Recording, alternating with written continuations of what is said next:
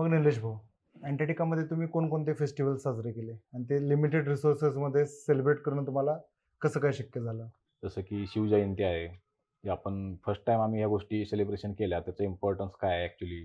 जसं की आपल्या शिवाजी महाराजांच्याबद्दलचं थोडं इन्फॉर्मेशन देऊन तिथले बाकीचे अदर स्टेट्सचे मेंबर्स असतात.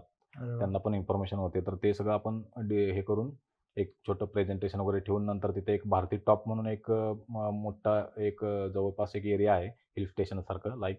तर तिथं जाऊन आपण तिथं आता बाकीचं मूर्ती वगैरे स्टेज असं हे नाही आहे. तर आपण एक फोटो फ्रेम आहे हं. महाराजांची वगैरे ते घेऊन आपण फोटो वगैरे काढले. फ्लॅग वगैरे आहे आपला भगवा झेंडा वगैरे आहे ते आपण नेऊन तिथं फोटो वगैरे काढून आपलं एक शॉर्ट इंडियन कल्चरनुसार आपण फेस्टिवल्स वगैरे सेलिब्रेशन करतो इकडं मेनलँडला भारतात वगैरे किंवा काय. तर तिथेही आपण अ, अ, काही फेस्टिवल्स वगैरे सेलिब्रेशन केले जसं की दहीहंडी आहे. ओके. लिटरली फर्स्ट टाईम आमच्या एक्सपिडिशनमध्ये आम्ही दहीहंडी सेलिब्रेशन केलं. जसं की तिथं काही व्हेइकल्स आहेत जे त्याच्यामधून आपण त्याला वरती दहीहंडी वगैरे क्रेन लावून टाइप. फ्रोझन सी ही काय कन्सेप्ट आहे? फ्रोझन सी म्हणजे मग मित्रांनो, मागच्या पार्टमध्ये आपण जाणून घेतलं, की इंडियन टीमनं अंटार्क्टिकामध्ये फेस्टिवल्स साजरे केले. आता ते फेस्टिवल्स कोणकोणते होते आणि लिमिटेड रिसोर्सेसमध्ये त्यांनी ते फेस्टिवल्स कसे साजरा केले ते जाणून घेऊया. मग निलेश भाऊ, अंटार्क्टिकामध्ये तुम्ही कोणकोणते फेस्टिवल साजरे केले आणि ते लिमिटेड रिसोर्सेसमध्ये सेलिब्रेट करणं तुम्हाला कसं काय शक्य झालं? आता आपल्या इंडियन कल्चरनुसार आपण फेस्टिवल्स वगैरे सेलिब्रेशन करतो इकडं मेनलँडला भारतात वगैरे किंवा काय. तर तिथेही आपण काही फेस्टिवल्स वगैरे सेलिब्रेशन केले जसं की दहीहंडी आहे. ओके. लिटरली फर्स्ट टाईम आमच्या एक्सपिडिशनमध्ये आम्ही दहीहंडी सेलिब्रेशन केलं. जसं की तिथं काही व्हेइकल्स आहेत जे त्याच्यामधून आपण त्याला वरती दहीहंडी वगैरे क्रेन लावून टाइप. हां. क्रेन टाईप तसं त्याच्यामध्ये आपण दहीहंडी वगैरे वरती लावून एक शॉर्टमध्ये आपण ते सेलिब्रेशन केलं एन्जॉयमेंटसाठी. जसं की दिवाळी असेल, दिवाळीला तिथं जे काही मटेरियल अवेलेबल आहे त्याच्यापासून डेकोरेशन्स वगैरे करून आतल्या आत लाइटिंग वगैरे करून त्याचं सेलिब्रेशन केलं. जसं की शिवजयंती आहे. की आपण फर्स्ट टाईम आम्ही ह्या गोष्टी सेलिब्रेशन केल्या. त्याचं इम्पॉर्टन्स काय आहे ॲक्चुअली? जसं की आपल्या शिवाजी महाराजांच्याबद्दलचं थोडं इन्फॉर्मेशन देऊन तिथले बाकीचे अदर स्टेट्सचे मेंबर्स असतात.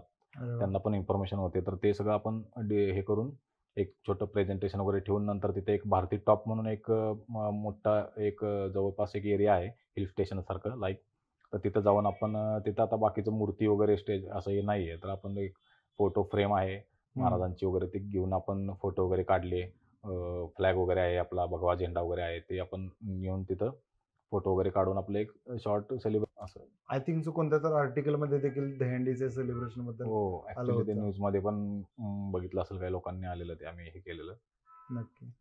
मला सांगा तिथे झाडे कोणकोणते अवेलेबल असतात? लाइक एवढ्या मायनस डिग्रीमध्ये कोणती झाडे सर्व्हाईव्ह करतात? नाही, ॲक्चुअली जसं आपण बघतो बाकीच्या इकडे आपलं जम्मू काश्मीर असेल किंवा आपला जो आईसवाला जो स्नोफॉलवाला एरिया आहे बॉर्डरवरती वगैरे काय, तिकडं जे असतात तिकडचे वेगळ्या प्रकारचे ट्रीज वगैरे झाडं वगैरे असतात हे असतात. पण तिकडं खूप डिफरंट आहे. हं. ॲक्चुअली आर्क्टिक म्हणजे आपला जो अर्थचा जो नॉर्थ पोल आहे, तिकडं जे बाकीचे ट्रीज आणि ॲनिमल्स आहेत, पोलर बिअर्स तिकडं असतात हं. किंवा ट्रीज असतात वेगवेगळ्या टाईपच्या. कारण तिकडं लोकं रेसिडेन्शियल एरिया आहेत, एक ठराविक कंट्रीजचे रिजन आहेत तिथं. तिथे लोकं राहतात वगैरे. तिकडचा आणि साऊथ पोलचा जो अंटार्क्टिकाचा आहे, तो खूप डिफरंट आहे ओके. टोटली.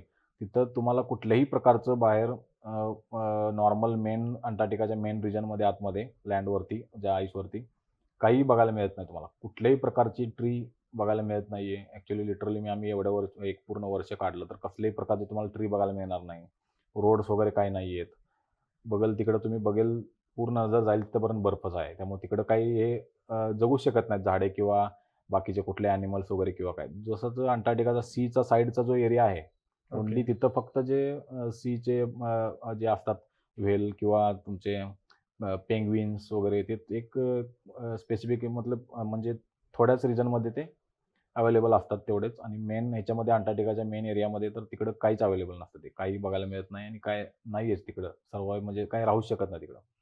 पोलार बिअर हे देखील सर्व्हाईव्ह नाही करू शकत. पोलार बिअर वगैरे पण नाहीयेत तिकडं. बरीचशी मिथ्स आहेत, की हां, अँटार्क्टिका साइड म्हणलं की पोलार बिअर ते नसणार. नाही, नाही. ते तिकडं सर्व तसं काही खोटं आहे. नाहीये. वेदरची कंडिशन अशी आहे एवढ्या -40-50 टेम्परेचरला आणि इतक्या विंड्सचं इतके हाय विंडला वगैरे विंडच्या स्पीडला वगैरे ब्लिझार्ड वगैरे येतात तिथं इतके डेंजरस. तर तिथं ते पॉसिबलच नाही. म्हणजे तिथं ते हेच होऊ शकत नाही. सर्व्हाइव्ह फिश करूच शकत कोणते नाहीत. कोणते असतात तिथे? फिश वगैरे जे फूडमध्ये जे असतील अवेलेबल तेच. असे फिश वगैरे सीमध्ये आतमध्ये असतात पूर्ण सीच्या लेवलला साईडला वगैरे काय तेवढेच. ते पण अलाउड नाही आहे तिथे ॲक्च्युली त्यांना तुम्ही फिशिंग वगैरे तिथं करू शकत नाही आहे. ते अलाउडच नाही आहे तिकडं. त्यामुळं त्याचा काही एवढा जास्त हेच येत नाही आहे. ओके. ट्रीज झालं, फूड आपलं ॲनिमल्स झालं. मला एक कन्सेप्ट सांगा, फ्रोझन सी ही काय कन्सेप्ट आहे? फ्रोझन सी म्हणजे जसं तुम्ही आपण जे व्हिडिओ जे बघतो म्हणजे फास्ट व्हिडिओ हे करून बघेल तर ॲक्च्युली पूर्ण वर्षामध्ये तिथलं जे सिच्युएशन आहे, मेन अंटार्क्टिकाच्या आउटसाईडचा जो पूर्ण सीच लेव्हलचा जो एरिया आहे, तो पूर्ण विंटरमध्ये जसं-जसं विंटर स्टार्ट होऊन विंटर संपेपर्यंत तो पूर्ण सी जो आहे, तो पूर्ण जवळ-जवळ 100 ते 150 किलोमीटरपर्यंत पूर्ण फ्रीजन होतो. ओके. फ्रोझन होतो म्हणजे पूर्ण आईस बनतो त्याचा. जवळ 3 मीटरपर्यंत खाली सीचं पूर्ण त्याच्यावरती मोठमोठे व्हेइकल्स वगैरे ट्रॅव्हलिंग करू शकतो त्याच्यावरून आपण. तर तो पूर्ण सी जो आहे तोच पूर्ण फ्रीज होतो. आणि त्याच्यानंतर थोडा-थोडा जसं मेल्टिंग होतं, समर सीझन असतो 3-4 महिने नोव्हेंबरपासून जानेवारीच्या आसपास, जानेवारी एंडला पीक असतो. तिथपर्यंत थोडासा तो मेल्ट होतो. त्यामुळं लिटरली तिथं पाणी बघायला पण मिळणं खूप अवघड आहे. असं बाहेर नॉर्मल एन्व्हायर्नमेंटमध्ये पाणीसुद्धा बघायला मिळत नाही लिटरली. तुम्ही तुमच्या स्टेशनच्या बाहेर चालत किती वेळ जाऊ शकता व किती टाईम रेझिस्ट करू शकता? त्या हां, ते ॲक्च्युली आता आपल्याला तिथं गव्हर्नमेंटचं जे पूर्ण थर्मल वेअर मिळालेलं असतात. पूर्ण किट असतं ते. स्नो गॉगल असतात, बालाक्लावा असतो. पूर्ण म्हणजे स्नो गॉगल असतात आणि बालाक्लावा वगैरे असतो. पूर्ण ते डंगरी असते. पूर्ण इनर लेयर, मिडल लेयर आणि पूर्ण वरची डंगरी. ॲक्च्युली लिटरली त्याचं 5 किलोपर्यंत त्याचंच वेट होतं. ते पूर्ण घालून चालणं खूप डिफिकल्ट असतंय. स्ट्रगल करावं लागतं आणि त्या एरियामध्ये आसपासमध्ये तुम्ही एक 50-50 किलोमीटरचा एरिया ते पण वेदरचे सिच्युएशन बघून वगैरे तुम्ही जाऊ शकता आणि आसपासचा एरिया एक 2-3 किलोमीटरच्या एरियामध्ये तुम्ही वॉकिंग डिस्टन्स असेल तर तुम्ही 2 ते 3 तासापर्यंत जास्तीत जास्त बाहेर सर्व्हाइव्ह करू शकता. तेवढ्या टायमिंगमध्ये तुमचं काम कंप्लीट करून तुम्हाला परत स्टेशनमध्ये यावं लागतं. त्याच्यापेक्षा जास्त मग हायपोथर्मिया वगैरे होण्याचे चान्सेस असतात. Minus okay. तेवढा ह्याच्यामध्ये थंडीमध्ये. तर ते तेवढंच लिमिटेड ह्याच्यामध्येच तुम्हाला हे करावं लागतं. जसं आमची लाईफ सपोर्ट सिस्टम आहे त्याचं बाहेर पूर्ण पाणी जे सीमधून घेतलं जातं, त्याला पूर्ण त्या पाईपलाईनला हीट ट्रेसिंग वगैरे लावलेले असतात पाणी फ्रीज होऊ नये म्हणून. तर तो एरिया आहे 1 किलोमीटरचा पूर्ण. तर आम्हाला मेंटेनन्ससाठी वगैरे इमर्जन्सी कधी जायला लागलं तर ते बाहेर जायला लागतं काम वगैरे करायला. ओके. जे बाहेर लॅब्स वगैरे आहेत. आपले जे सायंटिफिक लॅब्स आहेत, IMDच्या, IIGच्या वगैरे त्यांचे इन्स्ट्रुमेंट वगैरे लावलेले आहेत 1 किलोमीटरच्या, 2 किलोमीटरच्या आसपासच्या एरियामध्ये. तर तिथपर्यंत ते काय कामासाठी वगैरे जे त्या मेंबर्स आहेत, ज्याची त्याची रिस्पॉन्सिबिलिटी आहे, ती लोकं जातात थोड्या वेळासाठी 2-3 तासासाठी. तेवढे जाऊन तेवढंच तुम्ही तिथं हे करू शकता. मला एक सांगा, स्टेशनच्या आत रूम टेम्परेचर काय असते? स्टेशनच्या आत रूम टेम्परेचर ॲक्च्युली आपण 20 to 22 म्हणजे नॉर्मल आपण टेम्परेचर इथं असतं तसं मेंटेन करतो ॲक्च्युली. जनरेटर्सवर? हां, जनरेटर असतं, हीटिंग सिस्टम आहे पूर्ण. ते पूर्ण टेम्परेचर सिस्टमचं मेंटेन करणं आमचा तोच रोल असतो मेन. ते लाईफ सपोर्ट सिस्टमचा की पूर्ण ते सगळं मेंटेन करणे टेम्परेचर वगैरे नॉर्मल ह्याच्यासाठी. आणि कधी असं झाले जनरेटर फेल गेलेत? ॲक्च्युली तसं स्टँड बायला सिस्टम आहे. जनरेटर्स ॲक्च्युली 3 जनरेटर्स तिथं चालतात. ॲट अ टाईम 2 चालतात, 1 स्टँड बायला असतो आणि तिथं ॲक्च्युली काम कमी सिस्टम ऑटोमॅटिक आहे, पण रिस्पॉन्सिबिलिटी खूप मोठी असते. कारण पूर्ण 24 लोकांची लाईफ आपल्यावर डिपेंड असते तिथं. तर आमचं तेच काम असतं, की कंटिन्युअसली ऑब्झर्वेशनमध्ये ठेवावं लागते पूर्ण सिस्टम आणि ते शक्यतो हे करून चालत नाही आहे. ते लिमिटेड तिथं जे स्पेअर पार्ट्स वगैरे अवेलेबल आहेत, त्याच्यामध्ये तुम्हाला सगळं ते मेंटेन करून हे करायला लागतं. ऑलरेडी आधीची सगळी हिस्ट्री असते. त्याच्यानुसार आम्हाला ट्रेनिंग असतं. सगळं नवीन बॅचला ट्रेनिंग दिलं जातं गेल्यानंतर. ते सगळं त्याचं प्रत्येकाचा जॉब रोल आहे ते करावं लागतं प्रत्येकाला जे काय आहे ते. जेव्हा फर्स्ट टाइम तुम्ही फ्रोझन सीवरनंच गेला, भीती? भीती तर वाटते स्टार्टिंगला खूप भीती वाटते एकदम, की असं वाटतं की खाली 150 ते 200 मीटर पूर्ण डेप्थ खाली सी आहे. अचानक खाली गेलो तर काय? पण लिटरली तिथल्या आईस थिकनेस 2 ते 3 मीटर जरी असला, त्याच्यावरती कितीतरी टन कॅपॅसिटीचं लोड हे हे करू शकतं ते. कारण पूर्ण तिथला आईस म्हणजे बर्फ म्हणजे इतका हार्ड असतो. तुम्ही दगड जरी तिथं मारला तरी तो दगड फुटेल, इतका हे असतो. त्यामुळं तसं तिथं एवढं हे रिस्क नसते. पण ॲक्च्युअली फर्स्ट टाईम गेल्यानंतर एक भीती तर वाटतेच. आणि लाईक आईस ट्रान्सपरंट होता की कसा? आईस ट्रान्सपरंट तिथं ॲक्च्युली आसपासमध्ये असे मल्टिपल आयलँडसारखा एरिया आहे तो आपला जो भारती स्टेशनचा एरिया आहे, सीच्या आसपासचा. तर तिथं लँड आहे, पण वरती अधेमध्ये असं पूर्ण खाली हे असतं, तर ते मध्ये-मध्ये लेक्स आहेत. ओके. तर ते ॲक्च्युली मी फोटो पण आहेत माझ्याकडे. तर ते लेक्समध्ये वरून आपण बघितलं की पूर्ण काचेसारखं, ग्लाससारखं दिसतं खाली. भीती वाटते, पण खाली पूर्ण हार्ड आईस असतो आणि एक वेगळाच व्ह्यू दिसतो ते. जबरदस्त एकदम. हो. मला एक सांगा, ट्रान्सपोर्टेशन फॅसिलिटी कशी आहे तिथे? लाईक तुमचं रॉ मटेरियल ऑब्व्हियसली कधी ना कधी संपणार.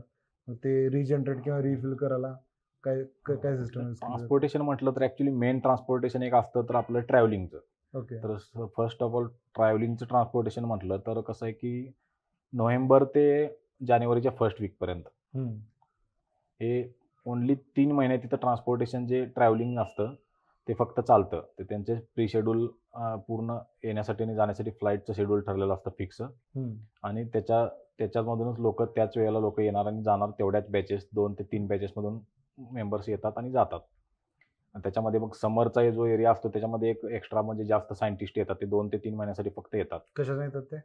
ते पण फ्लाईटनीच येतात ॲक्च्युली. पण ते समरचे सायंटिस्ट येतात फ्लाईटनीच. पण ते ट्रान्सपोर्टेशन जे ट्रॅव्हलिंगसाठी असतं ते सेपरेट असतं. ते 2 ते 3 महिन्यासाठी लोक येतात आणि लगेच ते जातात. आपलं रिसर्च वगैरे असेल त्यांचा तो कंप्लीट करून. आणि परमनंट असतात तो स्टाफ वेगळा असतो. पूर्ण मेंबर्स वेगळे असतात. विंटर मेंबर्स म्हणतात त्यांना. आणि समर मेंबर्स वेगळे असतात. आणि दुसरी गोष्ट म्हणजे ते त्यांचं ते हे झालं. आणि दुसरं ट्रान्सपोर्टेशन म्हटलं तर शिप. ओके. तर तुमचा जो पूर्ण वर्षभर लागणारा, जसं की आता तिथे जनरेटर्स चालतात, तर तुम्हाला जनरेटर्सला फ्युएल लागणार. 12 महिने 24 तास तुमचे जनरेटर्स चालणार. तर जवळजवळ 2.5 ते 3 लाख लिटर फ्युएल्स एका स्टेशनला लागतं जनरेटर्सना. ओके. तर ते पूर्ण शिपमधून तो पूर्ण जो सगळा कोटा आहे, जसं फ्युएल आहे, त्याचे टँकर्स असतात. एक शिप आपलं गव्हर्नमेंट रेंटवरती घेतं. केपटाऊनमधून ते शिप निघतं. त्या शिपचा पूर्ण शेड्यूल वेगळं असतं. 3 महिन्यासाठी शिप आपण रेंटवरती घेतो. त्याचं पूर्ण शेड्यूल वेगळं असतं. केपटाऊनमधून अराउंड 15 डेज 15 दिवस लागतात भारतीय स्टेशनला फर्स्ट टाइम ते शिप येतं. त्या शिपमधून पूर्ण ऑलरेडी आधी स्टेशनमधून डिमांड गेलेली असते. एक इन्व्हेंटरी मॅनेजर असतो. त्याच्याकडून डिमांड गेलेली असते की कुठल्या गोष्टी संपल्यात किंवा काय डिमांड आहे काय. ते वर्षभर लागणारं सगळं डिमांड गेलेलं असं डिमांड लिस्ट. त्याच्यानुसार किंवा स्पेअर पार्ट असतात आमचे मेंटेनन्सचे वगैरे. तर त्याचं सगळं जे आहे ते डिमांड गेलेलं असतं. तर ते ऑलरेडी त्याच्यानुसार शिपमधून सगळा जो आहे ते लोड होऊन नंतर शिप तिथून निघतं आणि 15 दिवसांनी शिप भारतीय स्टेशनला पोहोचतं. त्याच्यामध्ये फक्त एक महिनाभर पुरेल एवढ्या फ्रेश व्हेजिटेबल्स वगैरे आणि आपले फ्रुट्स वगैरे थोडे दिवसच फक्त 1 महिना खायला मिळतात. आणि त्याच्यानंतर तुम्हाला वर्षभर फ्रुट्स आणि व्हेजिटेबल्स बघायला पण मिळत नाही. जे आहे फूड त्याच्यावरती तुम्हाला फ्रोझनच्या याच्यावरती सर्व्हाइव्ह करायला लागतं. आणि त्या ट्रान्सपोर्टेशनमध्ये शिपचं पूर्ण ऑपरेशन वेगळं असतं. शिपचं ऑपरेशनमध्ये शिपमध्ये 2 हेलिकॉप्टर्स असतात. त्याच्यामध्ये पण शिपमध्ये एक टीम असते सायंटिस्टची. तर ते 6-7 सायंटिस्ट आलेले असतात. त्यांचे वेगवेगळे डिपार्टमेंटचे प्रोजेक्ट किंवा सब्जेक्ट असतात. त्याच्यानुसार ते 100 ते 150 किलोमीटरपर्यंत हेलिकॉप्टरने ते जातात. थोड्या वेळासाठी 1 दिवसासाठी लगेच रिटर्न येतात. त्यांचा एक वेगळा प्लॅन असतो. ते शिपमध्येच राहतात आणि थोडे दिवस 20 दिवसापर्यंत शिप तिथं राहतं स्टेशनला एका त्या सीच्या जवळपास. आणि तिथून परत दुसरं एक हेलिकॉप्टर असतं मोठं. त्याच्यामधून तुमचं जे सगळं राशन आहे, जे सगळं पूर्ण जे लागणार वर्षभराच्या सगळ्या गोष्टी, राशन, स्नॅक्स वगैरे, कोल्ड ड्रिंक्स वगैरे, लिमिटेड जे काही आलेलं असतं ते पूर्ण सगळं 4 ते 5 दिवस ऑपरेशन चालतं. ते नंतर शिप मधून पूर्ण हेलिकॉप्टर थ्रू स्टेशनच्या जवळपास ते नेटमधून हे करून हे केलं जातं. आणि तिथून नंतर जे सगळे काही मेंबर्स आहेत ते सगळ्यांनी मिळून परत 4-5 दिवस श्रमदान म्हणून असतं तिथं. तर ते सगळं पूर्ण ते सगळं अरेंजमेंट्स करायचे. कंटेनर यार्ड आहे बाहेर. त्याच्यामध्ये वेगवेगळे कंटेनरमध्ये वेगवेगळे सॅग्रिगेट करून पूर्ण सेपरेट ड्राय राशन वेगळं, म्हणजे असं प्रत्येक वेगवेगळं हे ठेवलेलं असतं. फ्रोझन फूड आहे, ते परत फ्रीज आहेत, कंटेनर्स आहेत. त्याच्यामध्ये असं सगळं अरेंजमेंट 5 ते 6 दिवस ते वर्षातून पूर्ण एकदा काम चालतं ते शिप आल्यानंतर. मग ते सगळं सगळ्यांचा रोल असतो तो, सगळ्यांची रिस्पॉन्सिबिलिटी असते. कारण आपल्यालाच ते वर्षभर पूर्ण खायला वगैरे लागणार असतं. त्यामुळे सगळ्यांचं काम असतं. त्यासाठी काही वेगळे लोक घेऊन गेलेलं नेता येत नाहीत गव्हर्नमेंटला. मला एक सांगा, मिड विंटर डे ही काय कन्सेप्ट आहे? एवढी इम्पॉर्टन्स काय आहे दिवसाला? ऍक्च्युली विंटरचा 3 ते 4 महिन्याचा जो काळ असतो, मी जसं सांगितलं की पूर्ण नाईट असते वगैरे, तर त्यावेळेला तुम्हाला जास्त एंटरटेनमेंट किंवा जास्त काही ना काहीतरी ऑप्शन्स म्हणजे काहीतरी पाहिजे तुम्हाला हे करायला. कारण तर तुम्ही मेंटली जास्त हे डिस्टर्ब होणार. त्यामुळं एक विंटर गेम्स म्हणून पण असतात. विंटरमध्ये एक स्टेशनमध्ये आपण वेगवेगळ्या गेम्स ठेवतो. चेस, कॅरम असेल, टेबल टेनिस असेल, असे गेम्स ठेवतो आपले इंटरनल टीम वगैरे बनवून. आणि दुसरी गोष्ट म्हणजे मिड विंटर डे असतो. तो सेलिब्रेशन केला जातो. पूर्ण अंटार्क्टिकामध्ये मिड विंटर डेला खूप इम्पॉर्टन्स आहे. तो एक मिड विंटर डे 21 जूनला मिड विंटर डे सेलिब्रेशन केला जातो. त्याच्यामध्ये तिन्ही स्टेशन म्हणजे आपल्या भारतीय स्टेशनच्या जवळ रशियन आणि चायना दोन्ही कंट्रीचे 25 किलोमीटरवरती स्टेशन्स आहेत. तर ते सगळीकडे ते मिड विंटर डे सेलिब्रेशन केला जातो. मग तुम्ही रशियन स्टेशन किंवा चायनीज स्टेशनला व्हिजिट केलंय? हां, ॲक्च्युली ते वर्षातून 3 ते 4 वेळेला जायला मिळतं तिकडं. जायला चान्स मिळतो. ते लोकं ॲक्च्युली इन्व्हिटेशन देतात. जसं आपला 15 ऑगस्ट असतो, 26 जानेवारी आपण सेलिब्रेशन करतो, तसं Okay. फ्लॅग होस्टिंग असतं, तर तसं ते झेंडावंदन वगैरे आपण त्यांना इन्व्हाइट करतो. ओके, त्यांचे त्यांना मेंबर्स आपण येतात, बोलवतो. त्यांना आपण बोलवतो, इन्व्हाइट करतो. त्यांचे मेंबर्स तेवढेच असतात मेंबर्स तिकडे पण 20-25 लोकं, मग इकडे पार्टी वगैरे आपण ठेवतो, अरेंजमेंट करतो. ते पूर्ण सेलिब्रेशन त्याचं होतं. आणि तसंच सेम मिड विंटर डेला आणि बाकीच्या पण त्यांचं पण व्हिक्टोरी डे वगैरे असतो, तर हम्म. तिकडे पण जायला चान्स मिळतो. मग त्यांच्या स्टेशनला व्हिजिट आपल्याला करायला वर्षातून 3-4 वेळेला मिळते. आपण ठराविक जे 2-3 मेंबर स्टेशनमध्ये राहायला लागतात, कारण स्टेशनमध्ये कोणी ना कोणीतरी पाहिजे. मग बाकीचे मग स्टेशन्सना ते चान्स मिळतो, की तिकडे जायचं, मग पूर्ण दिवसभर तिकडे त्यांचं सेलिब्रेशन किंवा त्यांचं जे फंक्शन असेल, प्रोग्राम असेल, त्यानुसार आपण ॲज अ गेस्ट म्हणून आपण पण त्यांना बोलवतो आणि ते पण इन्व्हिटेशन देतात. आपण पण त्यांना जातो बघायला. स्टेशन वगैरे बघायला मिळतं, फिरायला वगैरे. त्यांच्याबरोबर डिस्कस करायला मिळतं. तिकडे कसं काम चालतं, त्यांच्या देशाचे स्टेशनचं कसं आहे, त्यांचं म्हणजे नॉर्मली आपण एक हे चालतं तिकडे तेवढं हे वर्षातून. जास्त फ्रेंडली कोण आहे, रशियन स्टेशनची लोक की चायनीज स्टेशनची लोक? तसं बघितलं तर आपल्याला पहिल्यापासूनच तिकडं रशिया आणि रशियनचे मेंबर्स, रशियन स्टेशन आणि आपलं इंडियाचं जे आहे, त्यांचं बॉन्डिंग चांगलं आहे पहिल्यापासून. हेल्प लागली, काही लागलं, कारण तिकडं लिटरली इकडं तुमचं जरी वॉर जरी चालू झाला इकडं बाहेर मेनलँडवरती, तरी तिकडं त्याचा इफेक्ट तसा होत नाही. कारण तुम्ही तिकडं काहीच तुम्हाला दुसरा ऑप्शन नसतो. तुम्हीच एकमेकांना असता, की स्टेशन्स Support असतात system. तेच हेल्प करायला वगैरे लागते. अचानक सडनली काय मदत लागली. एकदा असा किस्सा झालेला, की एक रशियनचा का चायनीजचा कोणतरी एक मेंबर्स होता. त्यांचा मेडिकल इश्यू झालेला, खूप हेल्थ त्याचा प्रॉब्लेम झालेला. पोटात वगैरे दुखत होतं, काहीतरी अचानक जास्त हे झालं. मग ते ॲक्चुअली ते रशियन आणि चायनीज दोन्ही स्टेशनच्या डॉक्टरांना ते काय त्यांचं निदान लागलं नाही काय. तर ते मग आपल्या स्टेशनला 2-3 दिवस आणून ॲडमिट करून त्याला आपल्या डॉक्टरनी त्याला म्हणजे Cure बऱ्यापैकी केलं. फरक पडला, क्लिअर केलं. असं हेल्प करायला लागते एकमेकांना, त्यामुळं ते रिलेशन तसं ठेवायला लागतं ॲक्चुअली. अदर कंट्रीजचे लोक आहेत, त्यांची प्रिफर्ड लँग्वेज इंग्लिश असते का ते? लँग्वेजचं ॲक्चुअली तिकडे खूप प्रमाणात रशिया आणि तुम्हाला माहिती असेल, की रशिया आणि चायनामध्ये इंग्लिश चालतच नाही अजिबात. ओके. इंग्लिश लोकं ते बोलतच नाही. त्यांची लँग्वेज बोलतात. हम्म. चायनीज आणि रशियन लँग्वेज ते बोलतात. मग तिकडं मग थोडं ट्रान्सलेटर वगैरे वापरायला लागतो. मोबाईलवरती ट्रान्सलेटर वापरून आपण कम्युनिकेशन तिथं करू शकतो. तेवढं होतं, तेवढं हे होतं. बेसिकली जिथे जिथे युरोपियन कंट्रीजनं रूल केले, ओके, तिथे बरोबर. तिथे फक्त इंग्लिश लँग्वेज बरोबर. जास्त प्रसिद्ध आहे. बाकी बाकी बऱ्याच सगळीकडे त्यांची कंट्रीमध्ये रिजनल इंग्लिश नाही लँग्वेजच चालत. आहे. ओके. अजून एक मला गोष्ट सांगा, तुमचा ओव्हरऑल एक्सपिरियन्स होता, आता तुम्ही इकडे आले की कोणती गोष्ट मिस करता सर्वात जास्त? ॲक्चुअली तिकडं तसा विचार केला तर इकडं म्हणजे ऐकायला असं वाटतं, पण तिकडे टाईम खूप फास्ट जातो. कारण तेच शेड्यूल असतं. टाईम फास्ट जातो. ते पण आपल्या मेंटॅलिटीवर डिपेंड करतं. तुम्ही कसं, कोण किती सोशल आहे, काय आहे, तुम्ही किती लोकांच्यामध्ये तिथे मेंबर्समध्ये मिक्स होऊन राहता, काय राहता, त्याच्यानुसार ते सगळ्या गोष्टी डिपेंड करतात. पण तिकडचं मिस होतंच.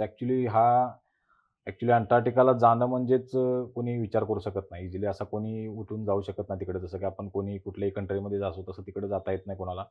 आणि तिकडे जायला एक चान्स मिळणे म्हणजेच खूप मोठी गोष्ट आहे. आणि त्यामुळं ॲक्चुअली तिकडचं मिस तर करतातच सगळे, ज्यांना जायला चान्स मिळतो, जाऊन येतात. ते एक आयुष्यातला एक एक्सपिरियन्स, खूप डिफरंट एक्सपिरियन्स असतो. तो आयुष्यभर लक्षात राहण्यासारखा असतो. पुन्हा जर संधी मिळाली जायची तर तुम्ही काय निर्णय घेतला? पुन्हा संधी मिळाली तर ॲक्चुअली विचार करेन जायला, तर चान्स मला मिळू शकतो आणि इंटरेस्टेड तर आहे, पण सध्या तरी काय त्याच्यावर विचार केलेला नाही अजून तसा काय. चालेल. मग मित्रांनो, आजच्या आपल्या पॉडकास्टचे स्पॉन्सर्स आहेत IDBI बँक शाखा इस्लामपूर. निलेश भाऊ, धन्यवाद. थँक्यू.